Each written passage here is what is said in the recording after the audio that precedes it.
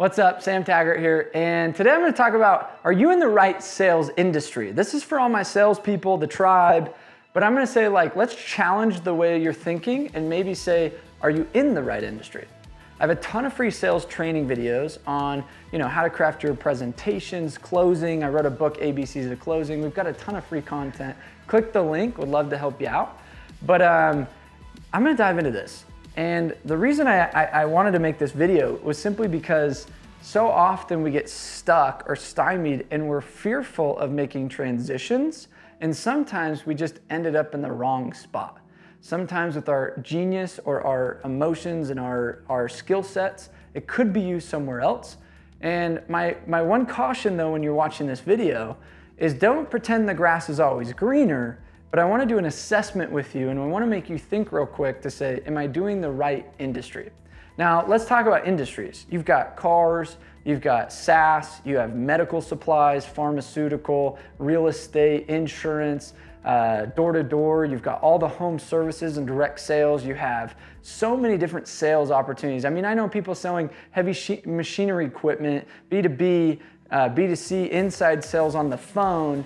Now it's like, okay, if I'm an inside sales guy and I do all my stuff over the phone, maybe in-home or presentations might be a better fit.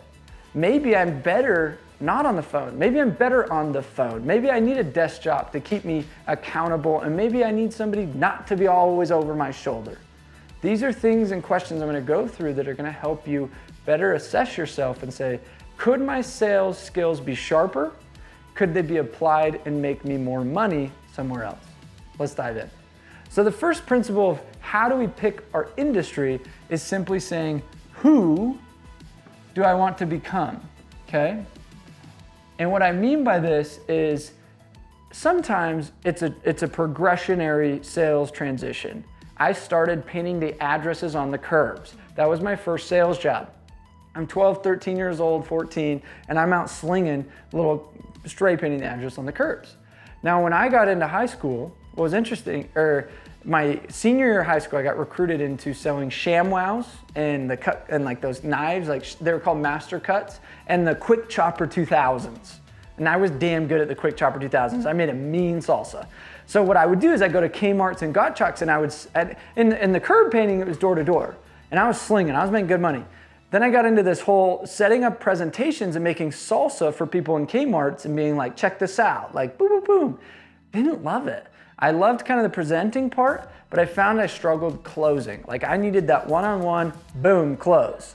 Now I sell things from stage. I public speak all over, and I sell big coaching and consulting programs. And it was a struggle transitioning. I still find my bread and butter is sitting in someone's home, locking a deal down. So I found I had certain skill sets, and I've had to progressively move my way up to where now I'm selling six-figure consulting packages. So who do I want to become, and what's my roadmap to get there?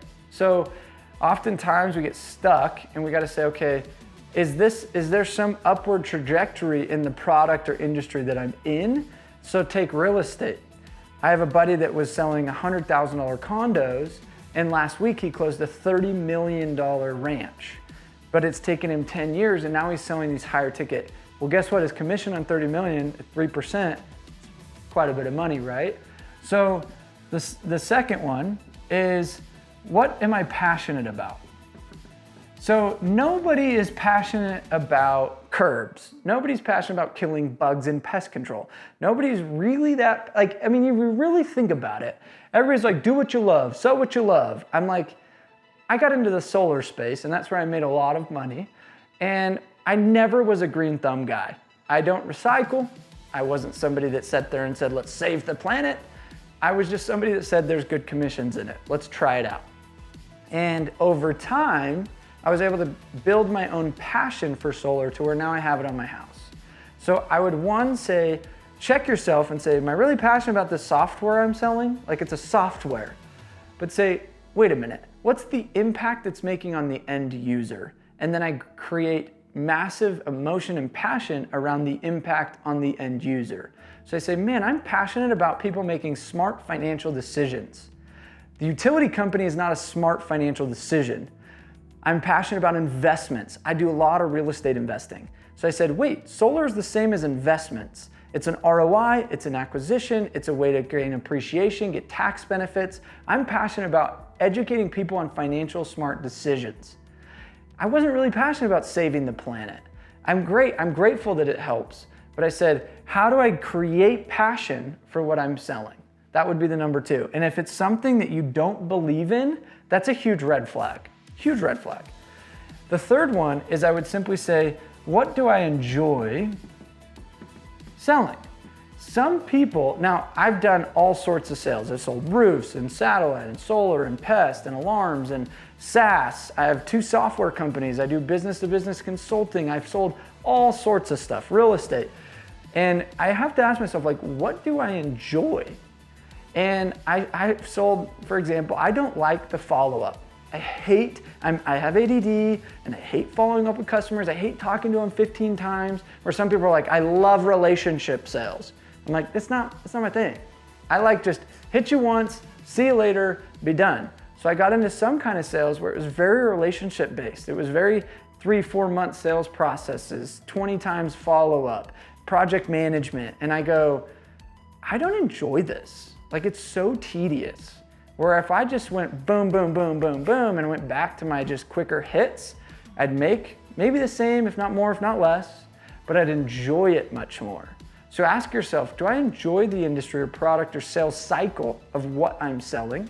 And then the other one that I'm gonna talk about is, what is your skill set? Some people are really good openers. Some people are really good closers. Some people can do the straight to finish. Some people have a grit muscle that's better than anybody. I'm talking like you can grind it out. Like, you don't mind the cold contact, slam, face get kicked in on the phone or the doors or whatever. And that's your skill set. Like, you literally get hit, get knocked down, get back up again really well. Some people suck at that. So, okay, so what's my skill set?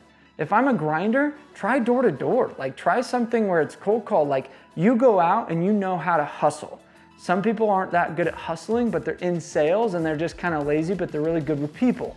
So find something that creates appointments for you, and you're the one that's doing the demo, you're the second touch, you're the one that maybe goes after bigger deals and relationship deals that doesn't require like grind. So ask yourself, like, what am I really actually good at? And am I in the wrong spot for that? Some people say they're not that good at the grind, but come back to the roots, because the grass isn't always greener at the other side. We're talking about, how do you make millions of dollars in sales? You gotta understand that skill sets are paid. In certain industries, the grinder might make way more than the closer. Other industries, the closer is closing big deals and doesn't grind as much and makes more than the guy that's just the peon setting appointments. So I'm saying there's industries out there, software, appointment setting to, appointment setting in solar to other home services, to also closers. And in my opinion, sometimes we often underpay the appointment setters and we overpay the closers depending on the legwork that's being done. So ask yourself, what's my skill? What's my enjoyment of a sales cycle? And say, am I in the right industry? So hopefully this was a good little assessment of, like, where am I trying to go? If I had to picture myself in 5 years, am I in the right bus? What am I passionate about? What's the enjoyment level of the sales process?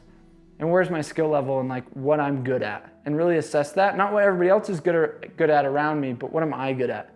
And the more you get clarity around your own identity, I promise your sales transformation of being a master closer, master sales individual will go way up. So I'd love to schedule an assessment or a demo on how we can help you become a better sales individual. And that's really what we like to do. We're the educators in the sales industry as the sales experts. And we'd love to set up a time where we could get on the phone and see where we could help you. So click the link and schedule a demo today. And I hope you share this content, comment below, follow me on @TheSamTaggart on Instagram, and love to see you on the next videos.